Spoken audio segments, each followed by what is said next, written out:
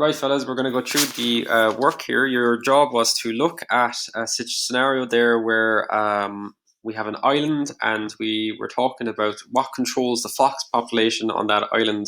Here are your suggestions, really good suggestions that would control here the population of that fox population. Okay, I'm going to go through each one individually and then we'll just make a comment on whether it's a biotic or an abiotic factor. Okay, so look at this first one here, hunting. So hunting is historically been an issue for foxes. Yes, they have been hunted for their red pelt, and yes, they've also been hunted for sport. Okay, so when it mightn't be about the fox's pelt at all. It's just that the fact that the fox is kind of an elusive, very quick predator, and basically there's such a thing as horse and hound hunts where foxes are still to this day hunted.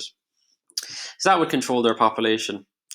Roadkill. Roadkill is a very good suggestion. I mean, you mightn't see it too often, maybe in the heart of Dublin, but as you get out further from Dublin, you see an awful lot of roadkill on even the motorways and the small roads. And that's controlling the population of foxes. Unfortunately, they're being hit by cars and vehicles all the time. The next thing then, competition for food. So actually, before that, I just want to raise the fact that this is both caused by human activity. So these would be considered a biotic factor here because they're humans are the cause of this. Competition for food. So competition for food, mates, and habitat. That was three good suggestions there. Like there's competition between foxes for we'll say scraps, or we'll say mice in an area, or actually foxes eat an awful lot of berries and things like that as well.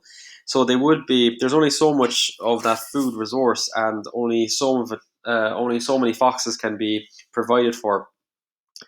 Foxes will fight for mates, and it's possible that in the course of fighting for a mate, that one fox gets hurt in the process, and that's going to cause that fox to unfortunately have a shorter lifespan. In some cases, they're fighting for habitat. So, like what was mentioned there was that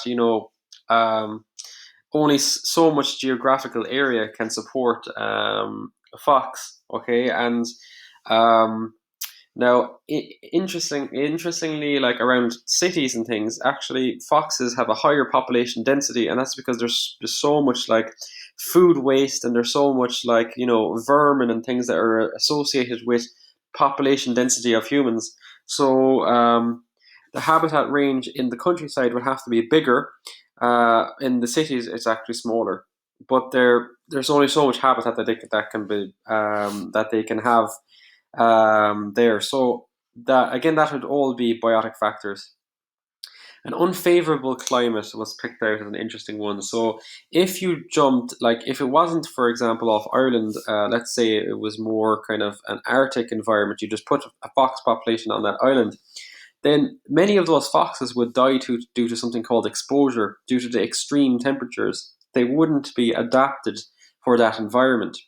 And adaptations are really important. The polar bear, for example, is adapted to the Arctic because it has this white fur that basically blends it in with the environment.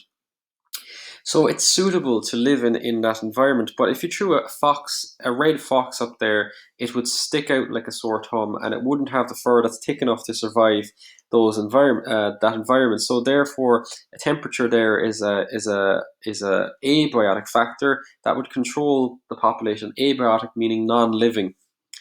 Unfavorable terrain, leaving unlimited den sites. This is an interesting one. If you placed foxes on an island off of Ireland, we'll say with shallow soil or no soil at all, then there may not be suitable den sites, enough of them, for a population to reach, a maximum, or we'll say a big level. Okay, so that would be a abiotic factor there that would control the population of the foxes.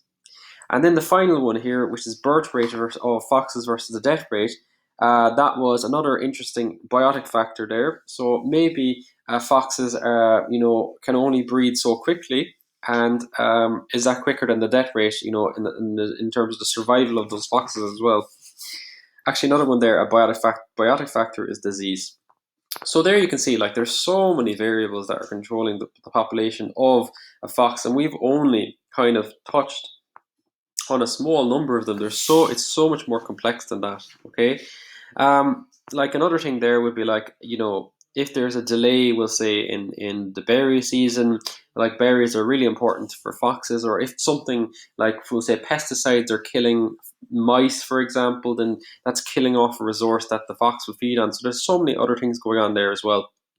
So I want to refer back to this final slide here on biodiversity and conservation. And it was this factor here that determines populations. For a population of organisms like foxes, there is a series of biotic factors and abiotic factors that control that population. You need to know that biotic factors are living factors. Okay, like for example, the ones we mentioned: predation, hunting, birth rate, death rate, competition for habitat, for food, for resources. Okay, but there's also non-living factors, like for example, we mentioned the extreme temperatures that would control the population of a fox. Okay, fox populations. And there's also maybe, for example, access to water. So, like, every fox needs, drinkable water. Are they getting that?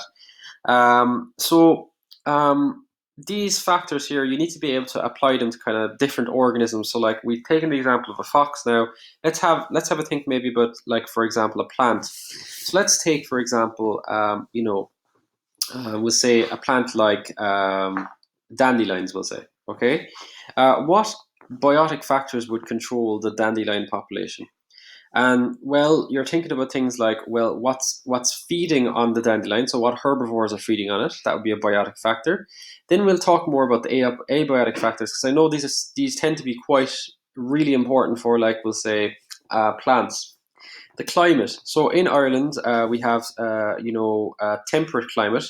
And we get quite an awful lot of rainfall, but we don't get extreme temperatures, and that's suitable for dandelions. Okay, the aspect is important, so the direction that the dandelion is facing in relation to the sun. And also things like the pH of the soil that the dandelion is growing in, like, is it acidic or basic? The oxygen levels in that soil, like worms, for example, would burrow through the soil, and they would give more oxygen in the soil. So the oxygen levels are important because the dandelion is undergoing respiration. We've also got things like water pH. So, like, if there's a stream running nearby and the water is kind of flowing down next to the dandelion, what's the pH of the water? Is it too acidic that it's killing or kind of preventing the dandelion from thriving? And then other things like soil temperature. Like, as I said, in Ireland, we tend to have quite a temperate climate. And that means that soil temperatures, they do fluctuate over the year, but they're not as bad, we'll say, as, they're not as extreme, we'll say, as other countries, because we have this cloud cover which kind of blankets Ireland and gives kind of a more steady soil temperature. So in Ireland, that would be suitable for the dandelion population. Okay, so that's everything now on biodiversity and conservation covered. I'm now going to upload notes to the Google Classroom, and you'll take them down for yourself.